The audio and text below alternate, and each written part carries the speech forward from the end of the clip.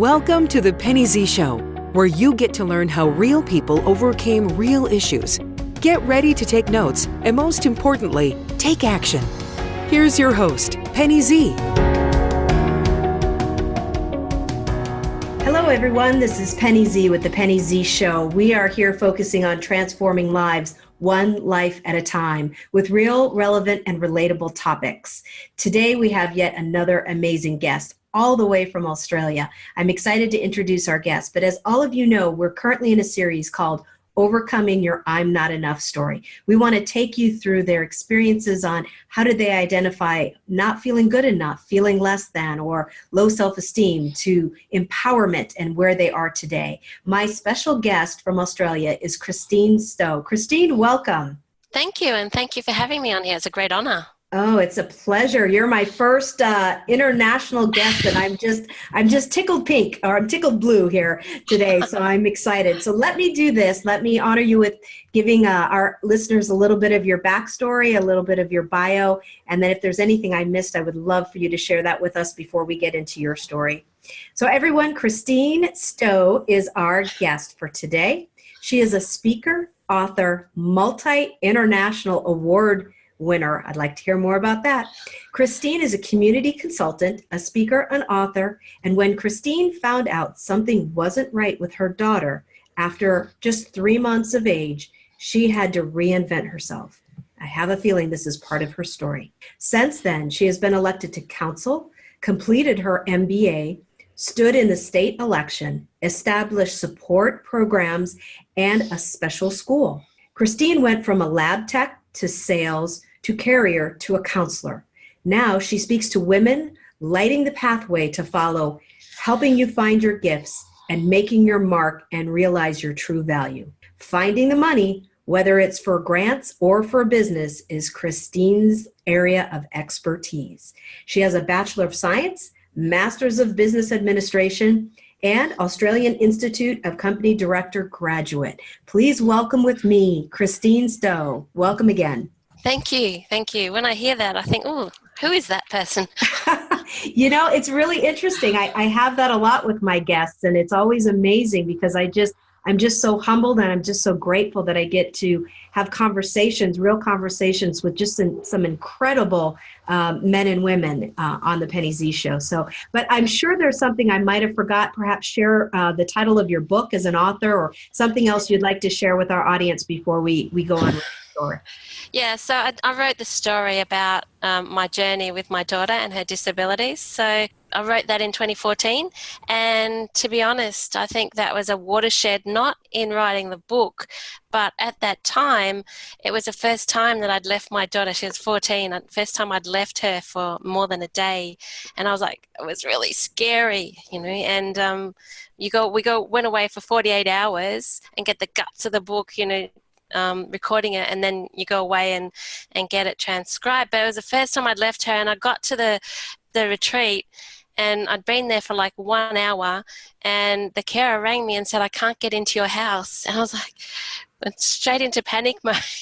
Yeah. So it's, you know, first time I left her. But, you know, when you have a child with special needs, and if you have any listeners, when you have a child with special needs, I think you have plan A, plan B, you know, so I had all these backup plans. Absolutely. Actually, you know, I've been so impressed. I've had, well over 20 interviews in the last several months with different guests, and not anyone has overlapped with their story. They've overlapped in how they've overcome the tools and techniques, but they haven't overlapped. And yet again, today with you, Christine, we have yet another topic that we haven't addressed. So I would love for you to share your story because it will help somebody out there or many people out there. Just kind of dive into your backstory and how you, what happened to you when you discovered that your daughter had some disabilities. What happened and how did you feel with that I'm not enough at the moment? So if we go back, I completed a Bachelor of Science and was working in forensic science, so testing drugs and blood alcohol, and I wanted to help people. So I then moved into laboratory sales and later on medical sales, and I became the national technical advisor for the medical division of Australia and New Zealand of the company that I was working in. So I was flying all around Australia and New Zealand. I'd been sent overseas to train, and then had my second daughter and was all ready to go back to that corporate lifestyle, and had care organised, and then at 3 months of age saw the child and maternal health nurse. I don't know how you do it over there, but we see a child and maternal health nurse on a regular basis, and she said, I saw her working really hard, and she said she's not meeting her milestones, and I still recall that day. It was a bleak, overcast day, and there was another first-time mum there with me. And we went and had coffee, and the world just the bottom fell out of my world, it's fair to say. So at that point, I didn't know what the future would hold. And, if there's a time that I felt not enough, I had this corporate lifestyle where, high flying, and then suddenly nothing. And that not enough feeling it went on for a couple of years. And then, it took time, and there's times when you discover that there's something wrong with your child, when it's like, that's not me, that's not my, see other children in wheelchairs and think, no, that's not going to be me, that, you're in denial, I guess. So that went on, in a dark time for a few years, and then I started to get back into life. I took different jobs, part-time roles in a hospital, and then I took a role because I was into science and sales and corporate life. And then I took a role as a regional manager for disability coordinating network. And I did that because I didn't know anything about disability. But what it did was put me in a position in contact with a whole lot of people with disabilities. And from there, some people asked me to stand in the state election on disability issues. So that's how the political thing unfolded.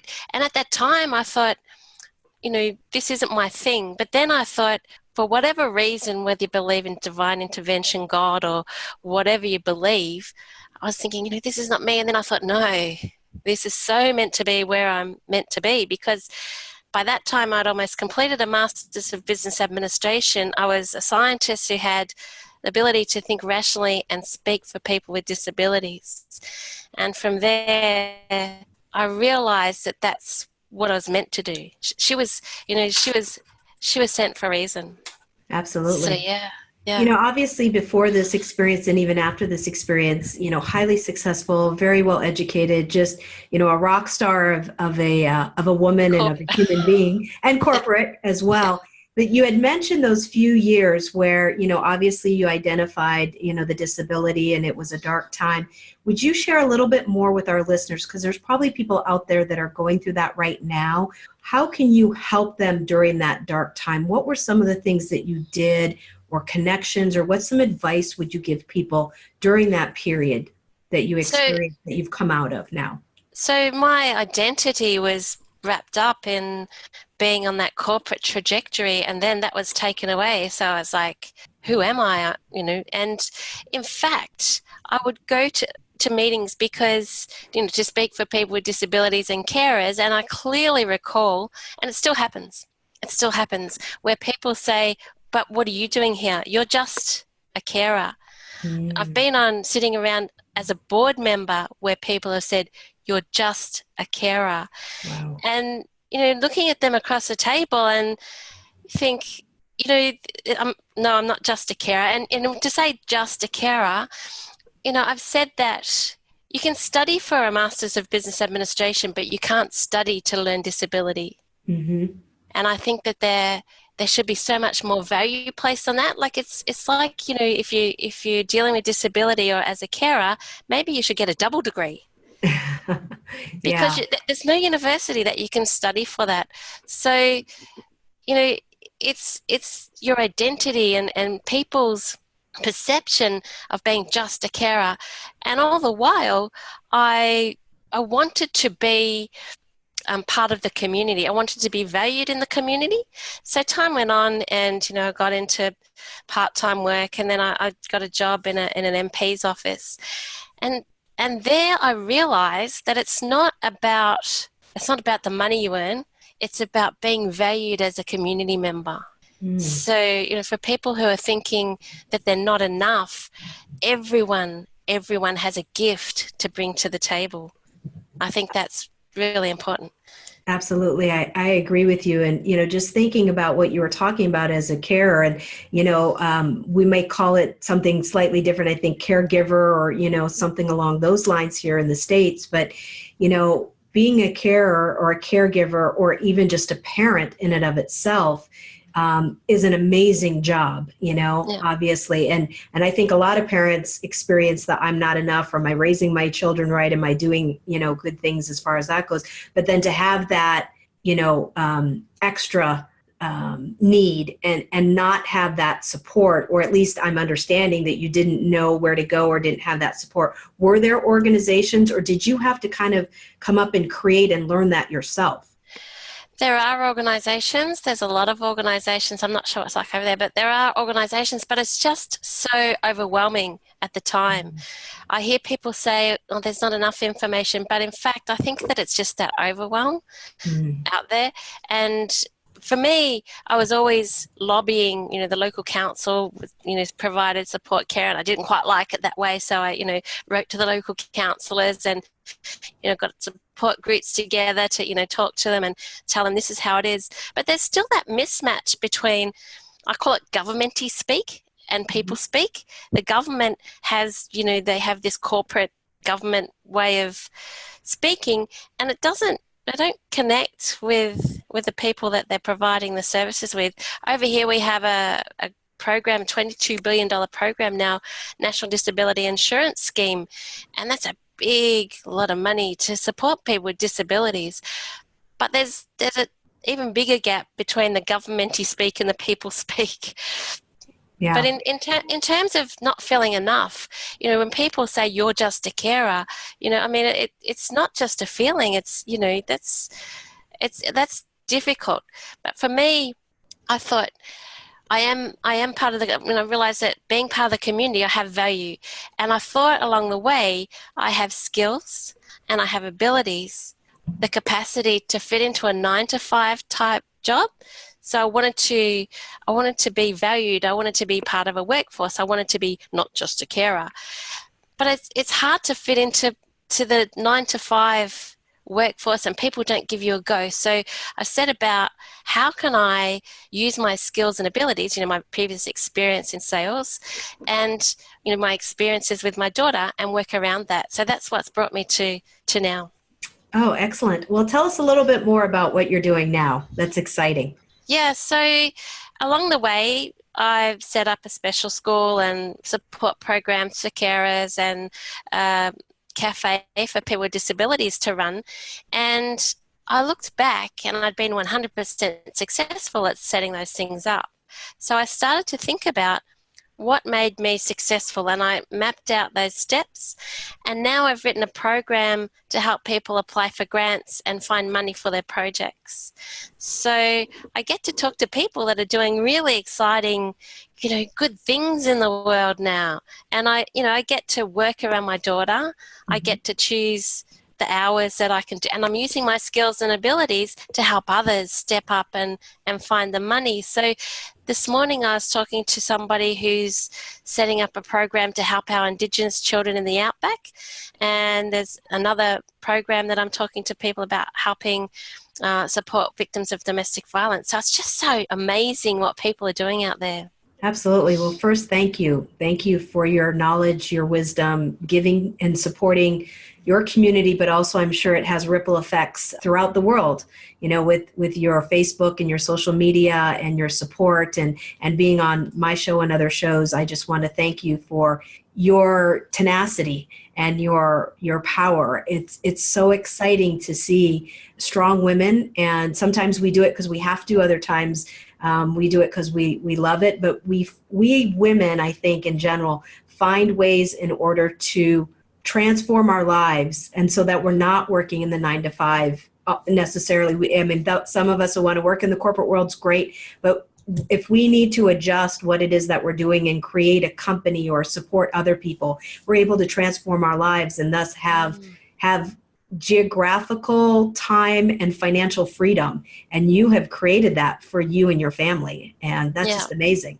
But I hope to be able to light the pathway for others with, finding money and applying for grants. My mission is to help other women, because what I've found is that as women, we have beautiful gifts, but we don't value them.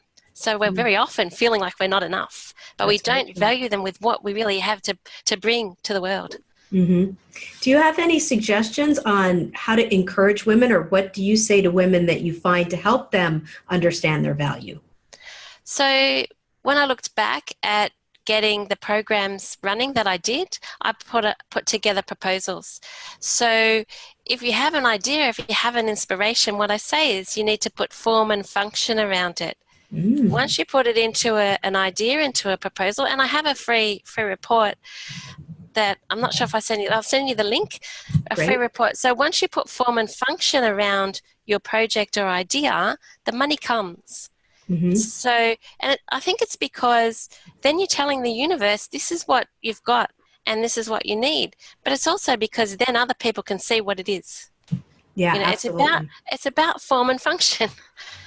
It's I about love that. The realness of it. Yeah, absolutely. Well, I would love our listeners to know more about you and how to connect with you.